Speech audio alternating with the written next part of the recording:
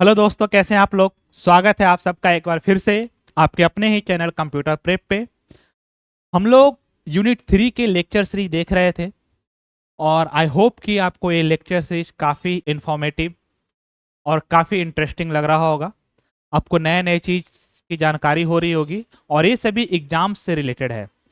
और जो भी एग्जाम्स आने वाले हैं, चाहे वो एसएससी के हो चाहे रेलवे के हों, और रेलवे में वैकेंसी भी काफ़ी बढ़ा दी गई है।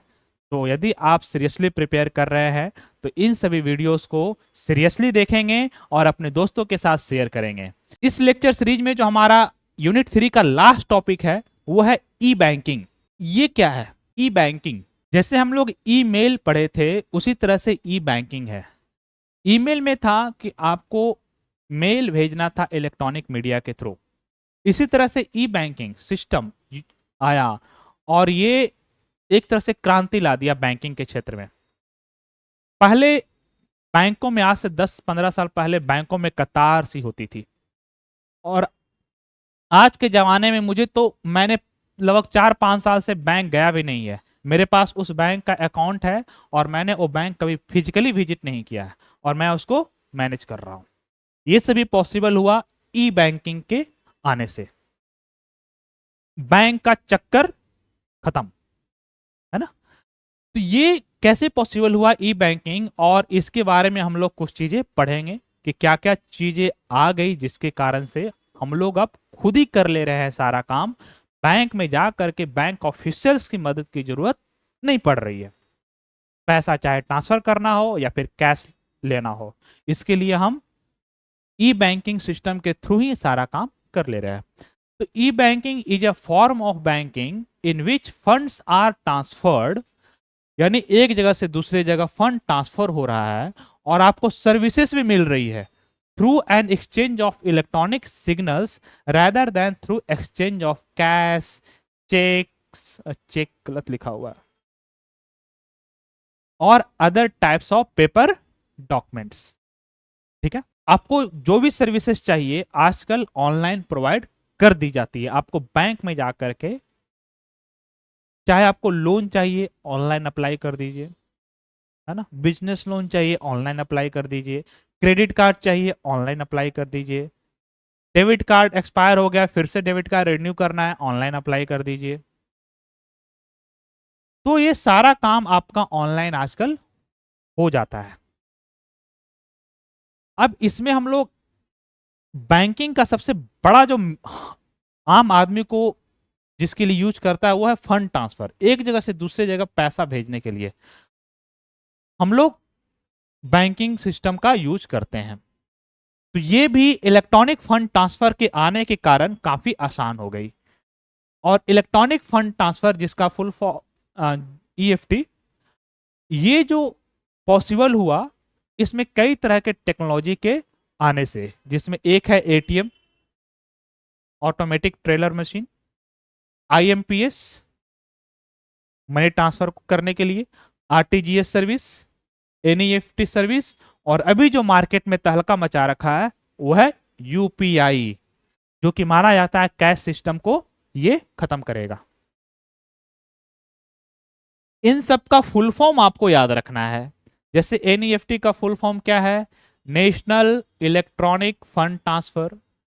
IMPS immediate payment service. RTGS real time gross settlement. UPI जो कि अभी मार्केट में छा रखा है वो है यूनिफाइड पेमेंट सिस्टम। ये सभी जो टेक्नोलॉजी है फंड ट्रांसफर करने का, इसके कुछ फीचर्स हैं, उसके बारे में आप देख लीजिए। जैसे कि यदि आपको निफ्ट करना है तो आप यदि किसी को निफ्ट करते हैं तो आधा घंटा टाइम लगेगा। लेकिन यदि आप आईएमपीएस करते हैं तो रियल टाइम में होगा, मतलब तुरंत चला जाएगा पैसा। यूपीआई करते हैं तो तुरंत चला जाएगा पैसा। आरटीजीएस करते हैं तो भी तुरंत चला जाएगा पैसा। लेकिन अब आईएमपीएस और एनईएफटी क्यों में क्या पर्सन कैसे यूज करता है? आईएमपीएस में कुछ पैसा काट लेता है और ये एनईएफटी कुछ अमाउंट तक, 1-2 लाख तक फ्री है। तो लोग एनईएफटी करते हैं, जरूरत है नहीं तुरंत पैसा भेजना है मम्मी पापा को, या तो यूपीआई कर दिए नहीं तो एनईएफटी के थ्रू भेज दिए। Maximum transfer value no limit है एनईएफटी में। IMPS में 2 लाख तक का लिमिट है और RTGS में भी लिमिट नहीं है। RTGS बड़े बड़े संस्थान करते हैं, business organisation RTGS facility use करती है और ये दोनों आम पब्लिक यूज करती है। मिनिमम ट्रांसफर वैल्यू, इसमें RTGS में मिनिमम 2 लाख ट्रांसफर करना ही पड़ेगा।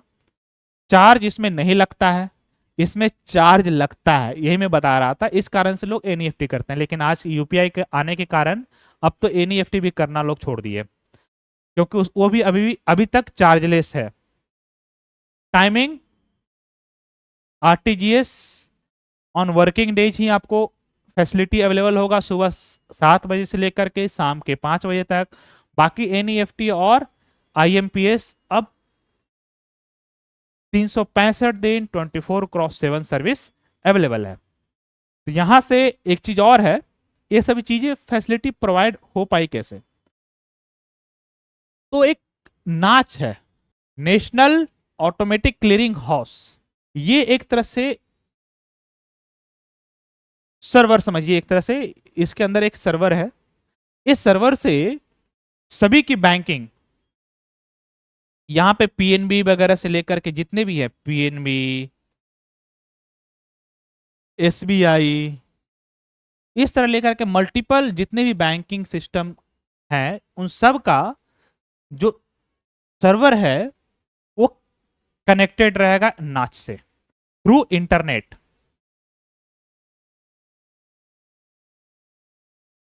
एंड स्पेसिफिक VPN सेफ्टी के लिए, ये सब सेफ्टी के लिए, आपको ये सब पे ध्यान नहीं देना है, ठीक है। और यहां पे आपके यूजर्स हैं, ठीक है, ये मल्टीपल यूजर्स यहां पे मान लेते हैं कि ये PNB का एक यूजर यहां भी है, ये PNB 1 कर देते हैं और यहां पे SBI 1।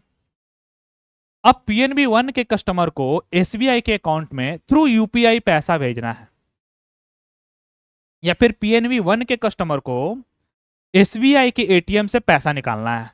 क्या होगा? ATM के पास, ये ATM है, ATM में गए, किसके? SBI के ATM है। PNB वाला कस्टमर गया PNB डेबिट कार्ड लेकर के और डेबिट कार्ड इंसर्ट किया। यहां से क्या होगा, इसका इंफॉर्मेशन जो उसमें चिप लगा होता है, उससे वो इंटरनेट के थ्रू जो यहाँ पे कनेक्टेड है आपका ATM, वो कनेक्ट करेगा नाच को, और नाच कनेक्ट करेगा SBI के सर्वर को, जहां पे उसका डेटाबेस ये SBI जो गया कनेक्ट करेगा, वो वापस भेज देगा PNB को। PNB का यूजर है ना, SBI के ATM में है, SBI के ATM में इंफॉर्मेशन पहले भेजेगा SBI को कि देखिए ये यहाँ पे मेरे पास एक रिक्वेस्ट आया है। नाच पहले ही सेग्रीगेट कर रखा है कि किसके पास है, वो PNB का यूजर है। वो PNB से डेटा उठा लेगा कि हाँ उसका कितना पैसा है, उस अकाउंट में उसके कितने पैसे हैं, और फिर इसको ऑथराइज कर देगा।